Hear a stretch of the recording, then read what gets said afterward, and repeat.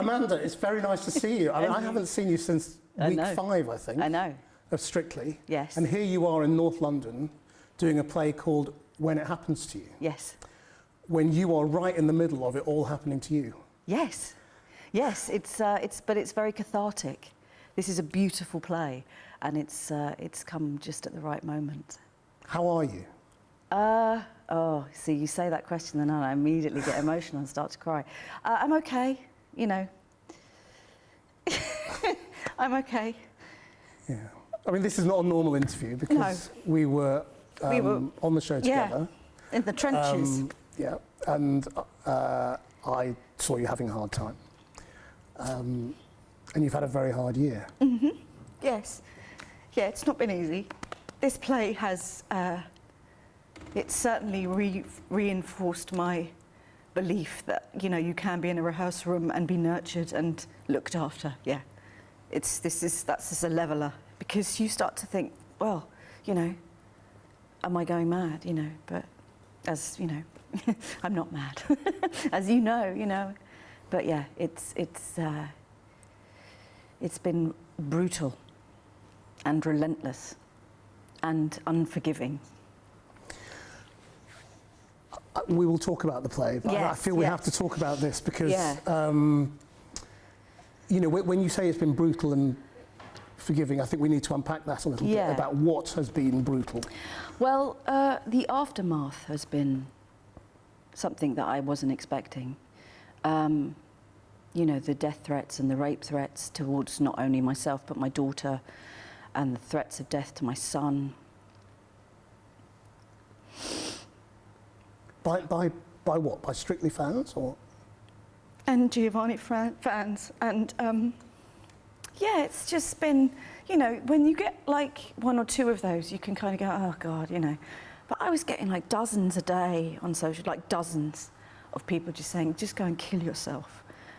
I hope you die of cancer. I hope, you know, just kill yourself. Your kids will be better off without you as a mother. I hope your daughter gets raped. I hope your son gets stabbed. You don't deserve any good things for what you've done. How could you destroy something like Strictly? You're a snowflake, you're an idiot, you're stupid. Poor Giovanni. And it was just all the time. So it was, and then, you know, in the media, sort of just people printing stuff that just wasn't true as well. Things that didn't happen, didn't happen. You know, I was never asked back to the final. And I read a headline saying I'd snubbed the final. I didn't snub a final. Nobody ever contacted me again to be back in that show. Not that I probably would have been able to go back, but the idea that I snubbed it, because I'd made some wonderful friends on that show. And the people, the contestants and some of the other dancers were just joyful. I didn't snub anybody. I left that show with my head held high. Yeah, and we're all still in touch. Yeah, we are. Yeah, we're having a dinner soon, hopefully. I mean, you mentioned, you know, one of the things people call you a snowflake. Yes. And, you know, there are columns at the moment that have been written, you know, by saying, oh, you know, what's wrong with all these people? They're all just weak, and dancing's a tough game, and what don't they understand that it's hard work? I mean, you're an actor, you know what hard work is. Yeah, this play is hard work. It's beautiful. It's emotionally challenging. It's wonderful. We're on stage for 90 minutes. There's 4 of us. You know, everything is just. It's a whirlwind of a beautiful piece of storytelling. And you're in rehearsals from 10 till 6. It's the same thing, but you know, you nurture. You can nurture. Have a room that is nurturing, and you get the best out of people when you look after them. When there is a duty of care, when you feel like you can fail and not feel like you're stupid. I mean, you see, I had the opposite experience. Yeah, well, I had an amazing time. You did, on Strictly, and it was life-changing, and I was very happy. There were lots of people particularly in our group that did. Yeah, no, there were some that didn't, some that did. And so I kind of want to understand why it was different for you and I. We came out of this in such different places. Yeah. and it's been very long-lasting Yes. for you, Yes. particularly. And so, I mean, when we all began, I mean, you actually texted me and said, "So happy." Yeah, I was. I was. When you got your reveal as to who your partner was. I was thrilled. And then I got but several messages saying, "I'm so sorry." What did you go into it thinking? I went into it thinking this is going to be hard work. I'm looking forward to the challenge. I want to learn new dances. It's going to be fun. It's a Saturday night television show on BBC One, so there will be an element of hard work. I get that. I'm a hard worker. I'm a grafter. But there will also be time to have a laugh and be, And I've been in rehearsal rooms all my life, so I know what they're like and I know how they can be. I wasn't expecting this, that's all. Because I met a friend of yours, I think in the first week, who told me, Amanda's going to win. She's in this to win. Yeah. And I was like, oh, blimey, she's really serious. So you were great. You were very, very good, very quickly. Yeah. So you had gone in there wanting to work hard. Yeah, but I go into anything wanting to work hard. I have a strong work ethic. The fact that people think I'm lazy and that I was like, she didn't know what she was letting herself in for. Yes, I did. Of course I did. I know what I was letting myself in for. I didn't know I was letting myself in for that. So what happened? It wasn't what I expected it to be. It was. I mean, I can't go into too many details about it because the complaint is ongoing with the BBC, and I can't say anything about it. Just explain that, because I think a lot of people are confused as to why you're not able to say more. Because at the moment they're gathering evidence from various places and from the BBC and from witnesses and from other dancers and from other choreographers and other witnesses and people who have been on the show past. So they're gathering all that information, and then they're going to assess it. So I can't speak about specifics what happened, even though... Well, that's what they've told you. Yes, so I'm going to honour that. I'm not going to say, oh yeah, no, my complaint's going to be upheld, because I don't, I hope it is, because it wasn't good, and I wasn't the only person that experienced that. People before me experienced the same thing I did. It was, if it had just been me coming out saying, all this stuff, I can understand why people go, oh God, But there were 5 or 6 other people previously to me who had the same experience. You said it was abusive, cruel. You're talking about sort of... Yeah. Yeah, I mean... Yeah, verbal... Yeah. And it was unnecessary, and when that was getting thrown at me, I'd shut down, because I've been in abusive situations before in the past, so I recognised the red flags, so I'd shut down and wouldn't be able to do the job. I wouldn't be able to do it because I felt attacked. Not literally attacked. You have to be careful so what you say, because people will go, well, Well, I mean, we're in a bizarre situation now where the bar of what is abuse now seems to be, well, were you being beaten up? Yeah. And that's not really what this is about, is it? No. You can have all types of abuse: emotional, physical, mental. It's. But it was not conducive to a happy environment. And that was obvious to everyone. I think, yeah. I mean, I would have people coming up to me saying, "I'm so sorry. Are you okay? Can we do anything? Are you okay?" In the group chats, everyone saying, "I'm so sorry, Amanda. I'm so sorry. I'm so sorry." I mean, yesterday the Director General said he apologised to Strictly contestants, not to you specifically. Yeah. What did you make of what he said? Well, I'm glad he's acknowledged it. The thing is, you see, people have been saying, I read an article saying, Amanda wants to bring down Strictly. No, I love Strictly. I would love to have had a beautiful experience on it. I really would. I'm envious of the people who had a wonderful experience on that show. And I'm so glad they did. And I feel really sad that I didn't get to fulfill my journey. I left because I also, there was a medical thing happened, which I also can't go into at the moment, but that was my catalyst for leaving. And when I found out there was something wrong, the relief I felt when I found out that I had there was a problem, and that's not a good sort of sense mechanism. Just to be clear, are you saying you left because of the medical issue? No, I left. That was my final straw. That was my reason for leaving, But the official reason. yeah, the underlying one was like, oh, thank God I don't have to do this anymore. That's given me a reason. That's given me a reason to leave, and I need to deal with that. That has to take precedent now. I have to get that sorted out and make sure I'm well. And then when I did that, I thought I don't want to get back into that room. And how did you feel you were treated by the BBC?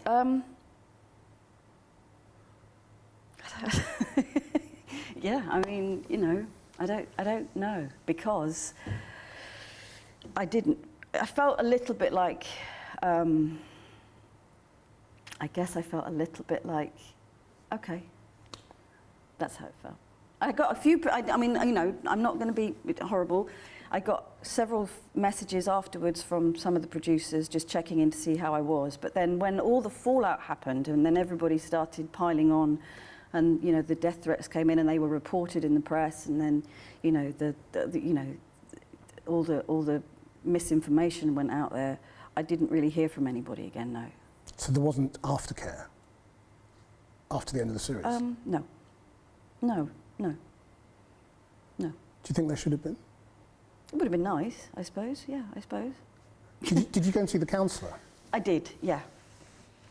Yeah, Because I went a couple of times. Yes, I did. You know, and it was fine. But that's not enough. Really. But you can't really, I don't know, when you're in that room for 7 or 8 hours a day, you know, you start to accept that as the norm, you know. You start to think, okay, well... Well, that's the thing, isn't it? Because the other thing that happened while we were there was these stories started coming out that all was not right. Yes. It's the leakiest shit in the world. And then you went on Instagram and you denied it. And you said that that's not true. I found that a bit confusing because I thought, well, it is true. Why are you saying that? Why did you feel you had to say that? Because I didn't want to rock the boat. You know, I didn't want to upset. I wanted it to look like it was, you know, okay. It was, and I wanted it to work. That's the other thing. I was trying my hardest every week to make that room a nicer place to be in. I genuinely was. I would come in full of, you know, let's do this, you know, and continually let him down. Continually. That's how you felt, or that's how you were made to feel? Completely, both. I felt, I felt like I was not doing a good job. I felt like I was letting him down. I was disappointing him. So is that, see, some people say, well, is it you, or is it what? No, because, you know, it's how you were being treated. Yeah, I mean, I will always take the blame for things. Like, I always say, it was my fault, you know, I'm sorry, you know.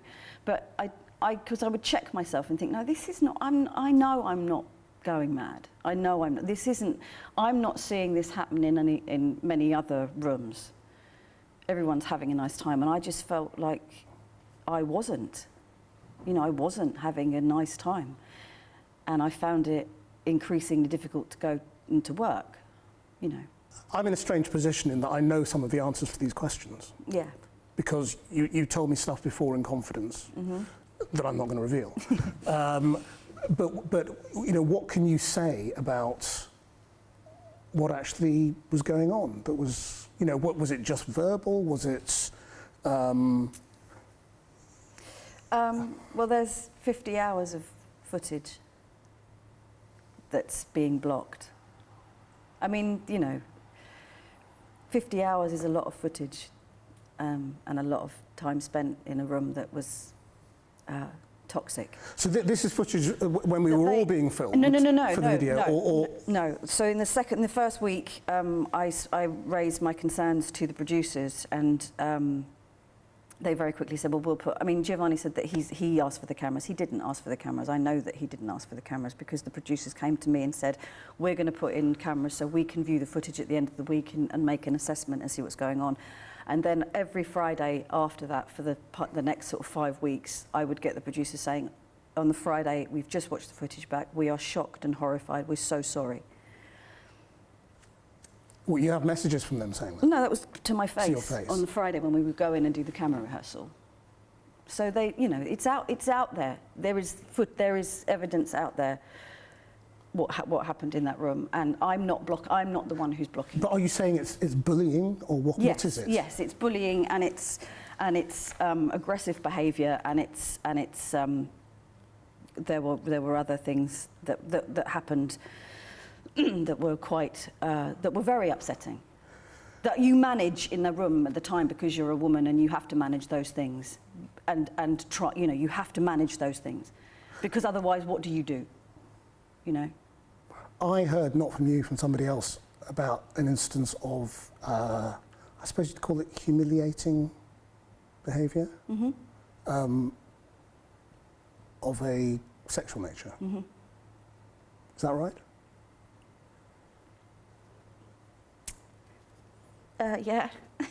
Sorry. It's all right. It's okay. Yeah. Not harassment, but No, humiliation. No. Yeah. Yeah, I mean, you know, one of the many things. Yeah. Sorry. You wanted the footage. Yeah. And you can't guess it. No, I'm not allowed it. And are you doing my anything? lawyer's not allowed it. Are you doing anything to challenge that? My lawyer is trying to challenge it. How are you challenging I don't know. She's amazing. Persephone is just this most amazing, you know, incredible woman, and she's trying now to get a lift off on that, because I've said anyone can watch it, but you know, he doesn't want anyone to see it, so, which is quite telling, I think, you know, if you've got nothing to hide. But it's the BBC's footage, so they viewed it, they can watch it. Yeah. But you can't have it yourself. I can't have it myself, so I can't review it, and my lawyers can't review it, and they can't make an assessment of. They can go by what I've told them, and messages that I've had from people, and text messages that I've had from past contestants and people who know, you know, but they can't. So when did other people start contacting you? The day it broke that I was dancing with him. His past dance partners were getting in touch with you and saying what? I'm so sorry. Really? That's a really odd thing to do. I'm so sorry. You know, it's going to be quite tough. Right. I was like, okay, well, you know, I'm quite a tough old bird. Clearly not that tough. But yeah, I thought I could, yeah, you know, because I've been around the block a bit, you know, but. And when did you decide to actually put in a formal complaint? Well, it was sometime after I left, because I was umming and ahhing about it, because I knew if I did that, then I'd get, you know, what subsequently has happened to me, which is, you know, abuse and being called a liar and sort of overreacting and unstable and mad and hysterical. But the reason I did it was because I spoke to 2 other contestants, and they came to my house, and we talked about it, and we discussed what our experiences. And my best friend said to me, what would you do, you know, if your 70-year-old self looked back, what would she feel about this particular moment of your life? Would she, if you don't make a complaint, if you don't say something, how would you feel? And I thought, well, I'd probably feel very guilty, and because I didn't want anyone else to go through what I had been through in that room and what past contestants had been through in that room. I didn't want, it would have sat really uncomfortably with me had I knowing what I know, allowed somebody else to go through that. I mean, they might not have done, I don't know, but by judging from other people that I'd spoken to in the past who danced with him, they had similar experiences, and the idea of somebody else having to go through that, I was like, oh, I don't want that. And all I wanted to do was, you know, flag up bad behaviour. And what is the aim of your complaint? I mean, are you suing the BBC, or no, are you trying? No. Well, you know, my lawyer is she's, I keep saying she's wonderful. I don't, you know, she's got all sorts of things going on at the moment with this. I mean, do you think you're owed a financial settlement? Well, I was treated very, you know, a loss of earnings and emotional trauma. Yeah, definitely. I mean, I've had death threats day after day, and rape threats day after day, just because I said I don't think this is acceptable behaviour. Can we acknowledge this at all? Can we just look into this maybe? I know it's not endemic of Strictly, but there are pockets of things that shouldn't be happening. Can you look at those and make sure that they don't happen in the future? I'm not taking anything away from Strictly. It's a wonderful organisation and it's a fantastic thing on Saturday night. I don't want it to die. I want it to have a life. But these things that are happening aren't right, and they need to be looked at, and they're not being looked at, and I think they should, for future people going into the show as well. So I just wanted them to acknowledge that there was bad behaviour going on, not only with me, clearly, but with other people, and that needed to be addressed. And have you been given any undertaking for the BBC as to what will happen? Will they publish anything? Will they tell you the results of any investigation? They haven't really said anything to my lawyers about anything that's happening. We're just waiting at the moment. We're waiting. But I know that a lot of people went in to speak to them. And are you with, I mean, I know there are other people all the people who contacted you. Mm-hmm. Are you working as a group, or? Yeah, I mean, I'm the official complainer. So how many are there? I think there's about 5 or 6, I think, from what I can gather. Well, in your group, who are you the spokesman for? Is it 5 or 6? Well, to be honest, I don't know how many people have gone in to speak to them. I know that there have been a lot of people, but there's 3 main people. Right. Who made complaints. Mine's the official one. But they don't want to identify themselves? No. They've been widely talked about in the papers, haven't they? Or speculated about. Mm. The big thing that changed was the revelation about Zara and Graziano. Mm. And the shocking revelation that something had happened that was on camera, that we don't know what it is because no one's seen it, but it was said to be sort of something physically abusive, and that he acknowledged that he'd behaved badly. Mm-hmm. How did that change things? Well, I guess for a moment, people were like, "Oh, okay, okay, maybe there is something in this." I think people don't believe me. That's what's so upsetting, is that people don't believe what happened in there was as serious as I'm. I know I haven't said anything because I can't, but the idea that I would make something up like that, knowing how popular the show is and knowing how popular he is, that I would make something up like that, tell the world about it, expecting a barrage of. I mean, it baffles me to think that it's taken. I wasn't going to do it because I was terrified of not being believed, and actually, as it turns out, most people don't believe me. So when there's a case that is acknowledged, and everybody says yes. When there's concrete evidence and there's footage, quite understandably, people go, "Oh yeah, no," but because this is all just what I'm saying and text messages from people, and even though there is 50 hours of footage out there that is there, it's quite frustrating. And did his behaviour change at all on camera and off camera? I mean, is there more that happened off camera? Because you'd have thought that somebody who knows they're being filmed deliberately. I don't really understand. I didn't really understand what would alter their behaviour. Yeah, I think it didn't bother him. I just think it didn't bother him. I don't know. You see, I mean, my view on that, because I was filmed about 30% of the time, was that we never imagined for a second that the footage was going to be used for anything other than making us all look good. Yeah. So it didn't matter. So, I mean, I cried, and, because we all had difficult times. Yeah, of course. Not because I was being given any abuse, but because it was stressful and difficult, and I was struggling at times. And that's stressful when you're with a partner who's empathetic and is kind. Yes. No, exactly. I mean, I cried when Lauren said, "How are you?" And I started crying. Same thing. Yeah. Because I was just finding it physically hard and emotionally hard. But my view on it was that I didn't need to adjust my behaviour because the cameras were on my side. Mm. In your case, they were there to monitor behaviour. Yeah. Yeah. But it didn't make a difference. No, not really. Well, clearly it didn't. No, because otherwise I wouldn't have complained about it. I wouldn't have complained about it. I wouldn't have done it unless I really felt like this was unfair. People have sort of said this is about the dancers' culture. I mean, I think it's a lot to do with dance culture. Mm-hmm. And the way that they've all been trained and grown up since they were very little. It's a brutal industry. It's amazing and beautiful, but it's also really, really tough. Mm. And if you've been brought up that way, then that's what you think training is. Yeah. Do you think there's anything in that? No, because I'm still friends with quite a few of the dancers on Strictly, and they you know, it's hard. They teach, you know, they're good teachers, but, you know. Most people know boundaries.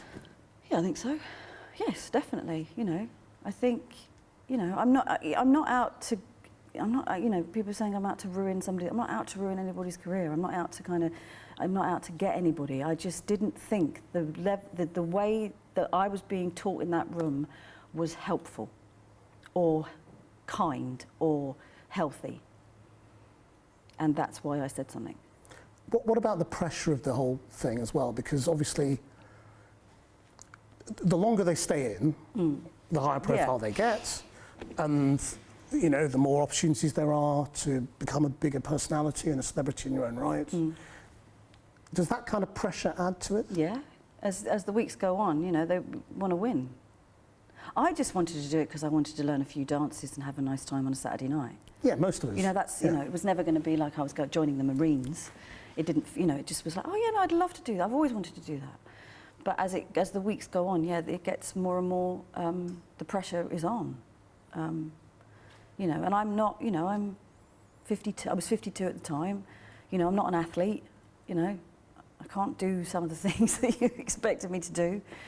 I'll try, and I did saw try. you kick your leg on the first dance. Yeah. But, you know, it becomes more and more relentless, you know. And if you have somebody who is, you know, in that room is kind and looks after you and is nurturing, then that's great. Yeah, well, that's what I had. Yeah, exactly. And I know a lot of other people on that show had that as well. I was very envious. Well, you know, what now then? You know, because the BBC has sort of said its general apology, and that the show goes on. Yeah, which I'm very pleased about. I wanted it to go. I didn't want it to end. I think it's, you know, it's a British institution. It's fantastic, but I don't. I think I want my complaint upheld. Do you think chaperones makes a big difference? I don't know. I don't know. I'm not sure. I think, you know. Given there were people in the room anyway. Yeah, and they weren't allowed to say anything. So, you know, I don't know whether that will make a huge amount of difference. I hope, maybe it will if there's training involved or if there are people kind of, you know, to... Do you have suggestions of what should change? If they came to you and said, how can we stop this happening? Which you'd have thought they would have done by now. Well, I suppose, you know, it's like, you know, we're not dancers who go onto that show. None of us are dancers. And so... with that in mind, it's to remember that, you know, it's a Saturday night entertainment show.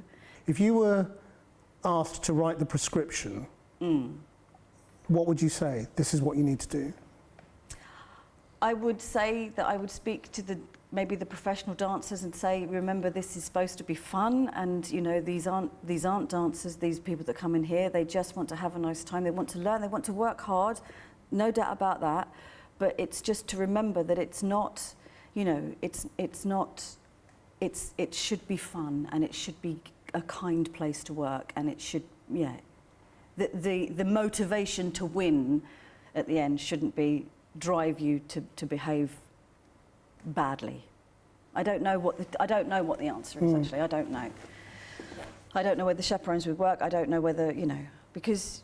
You know, it differs for every person as well, you know. And would you advise people to do it? I mean, I don't, because I always say it's so personal, because I said no for years. Yeah, me too. And it's such a sort of a personal decision. It's a really big decision. Yes. So I always say, you know, I wouldn't ever advise anyone to do it or not to do it. It takes a lot out of your life. You become consumed by it.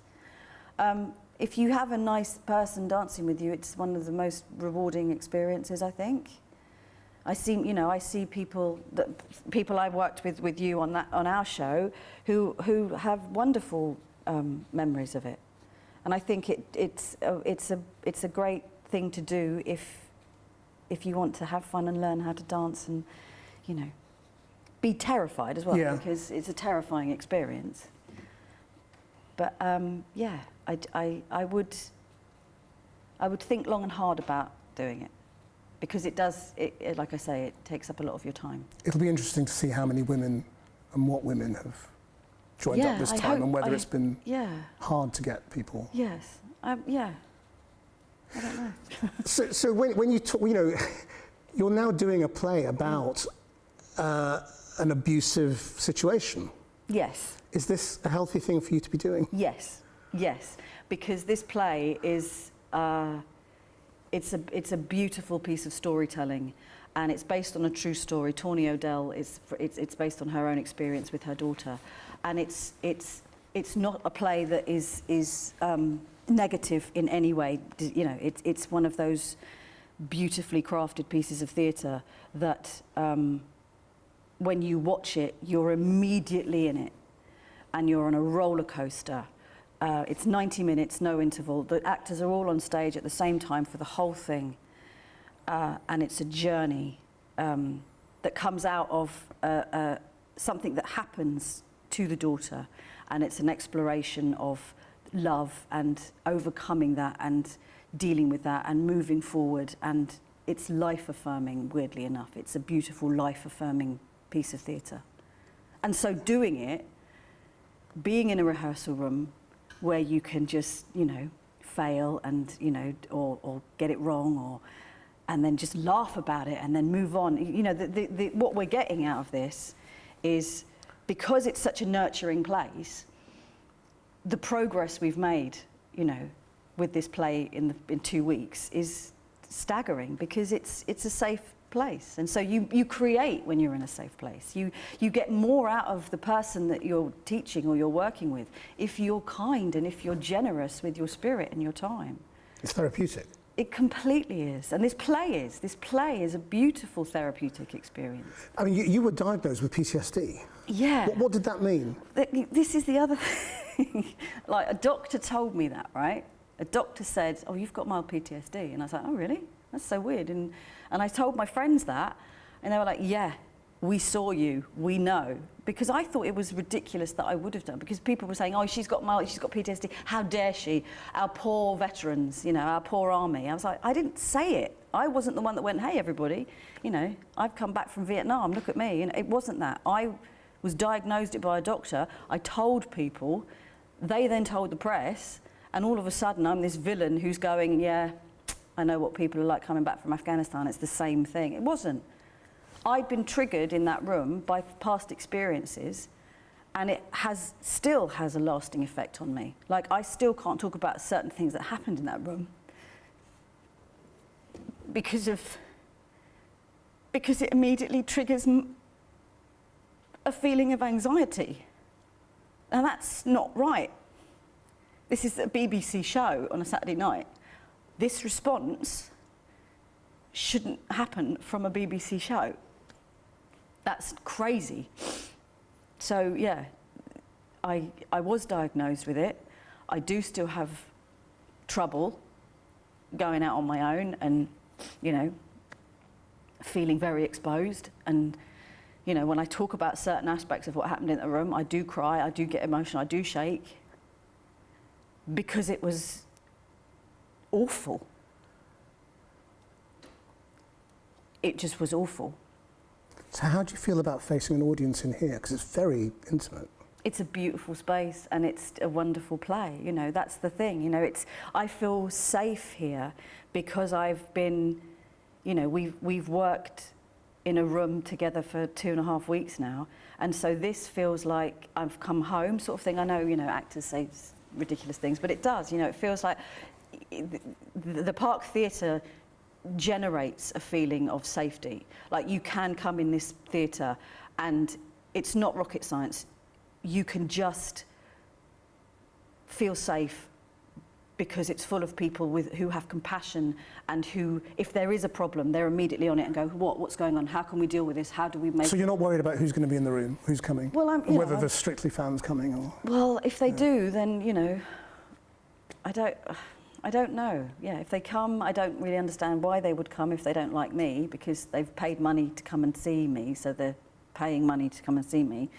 I hope people come and see this play because it's a fantastic piece of theatre about family and love and you know, facing your challenges and moving forward and nurture and, you know, family. Give me a sense of the extracts that we're going to see. We're doing a piece where I say goodbye to my son at the airport, because it's very stylised. There's no props. We have no props in this play. There is no. It's just 4 people on a stage. We have the 5th character is essentially the soundscape. It's like very filmic. So there is a lot of. It's evocative and it brings up, you know, beautiful images and we have all the creatives, like the set designer, the costume designer, the lighting designer, the sound designer and the stage managed crew, all female. Jez made sure that, you know, we have this beautiful all-female crew that can, and it feels like, you know, we're making magic. It does. It's a fabulous piece of theatre. Do you worry about your career now? I mean, the people who take on the BBC Yeah. generally, Yeah. and I think I probably said this to you very early on when I didn't really know how bad things were, that, you know, it's a dangerous thing taking on an organisation as big as the BBC. Yeah. Yeah. But, you know, be better. Just be better, you know. It's not hard. Just be aware of what's going on. And then when it is going on, and you see it's going on, nip it in the bud. Don't allow it to continue. Has anyone seen you come to see you or talk to you? No, nobody. I haven't heard from anybody. Who's the most senior person at the BBC you've spoken to since Strictly? I haven't spoken to anyone from the BBC since Strictly. Nobody's reached out to me since Strictly, either through me or through my lawyer. Nobody has. Have you tried to speak to them? I mean, Tim Davie said yesterday, come and talk to me, you know, if you've had a bad experience. Yeah, okay, well, I will then. Are you going to give him a ring? If he wants to, I'll talk to him, I'll tell him, you know. I can tell him what happened in that room. I don't have any, I'm not ashamed of what I did in that room, because I didn't do anything wrong in that room. I didn't do anything wrong in that room. That courtesy wasn't extended to me. It's just simple as that.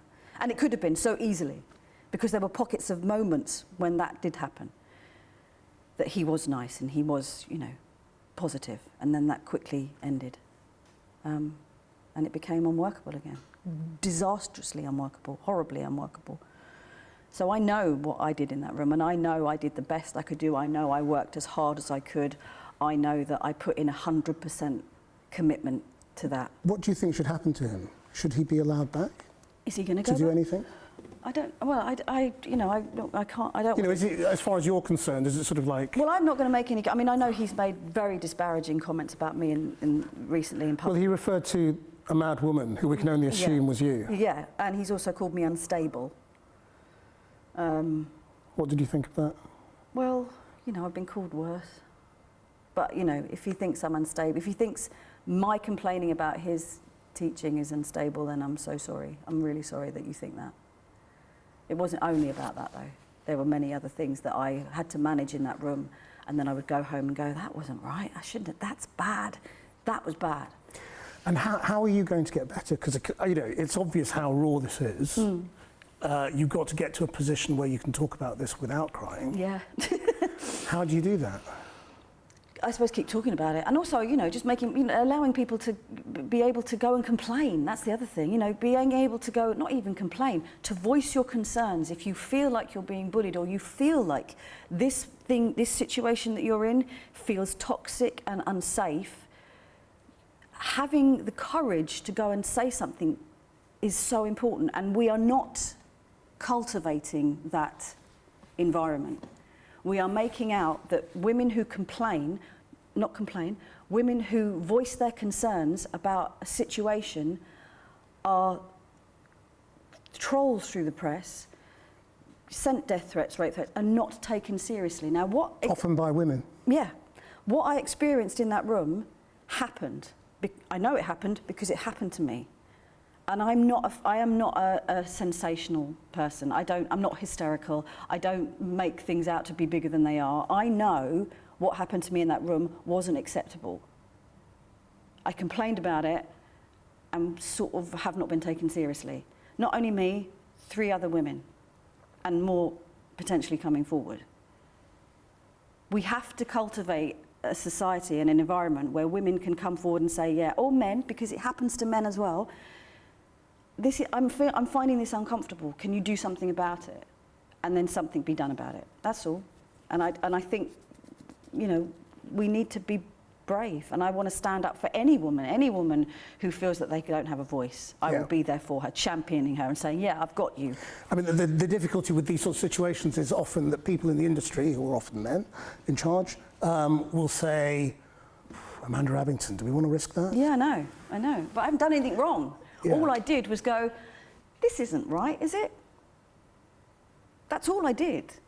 And if you're behaving well, I'm not going to say that, you know? And 99% of the time, in everything I've ever done, it's been a beautiful experience. It's been a wonderful experience. It had to have been really bad for me to have complained. But this kind of work is also how you recover, Yeah. I guess. No, I love my job. I love my job. I've lost a lot of confidence in my job, in my ability, certainly. I feel very vulnerable and exposed and have no confidence at the moment. Yeah, but this is my, you know, particularly working, like this was the perfect job to come back to, the Park Theatre and working with Jez and doing this play.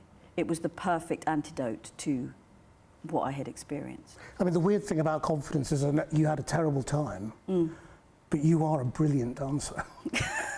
And everybody said that. You would never have thought so in the room. Yeah, apparently, yeah. So the one thing you shouldn't be lacking in is confidence in your ability. Yeah, yeah, but if you've been told that, you know, you're not very good, you kind of believe it. You know, that's what happens, I guess. But hopefully, you know, this is a beautiful play, and it needs to be seen, and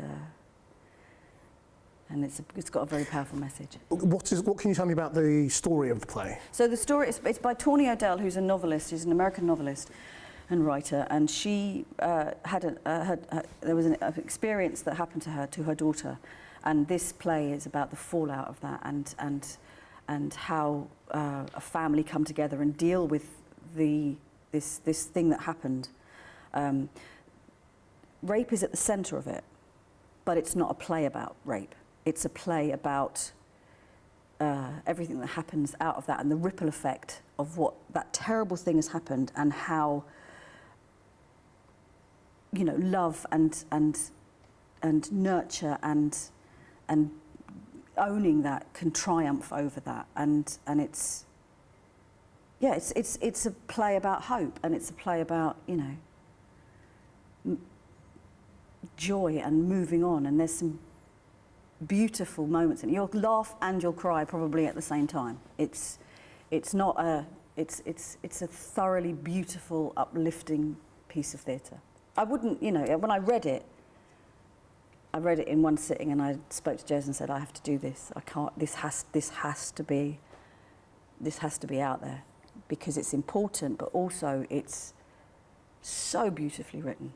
And the way that Jez is doing it, with the lighting and the sound and the soundscapes and the movement in it, and the three other actors, you know, we've got three other beautiful actors in it, and we all just, it's a labour of love, and you feel that when you're in it, I think, and certainly when you watch it.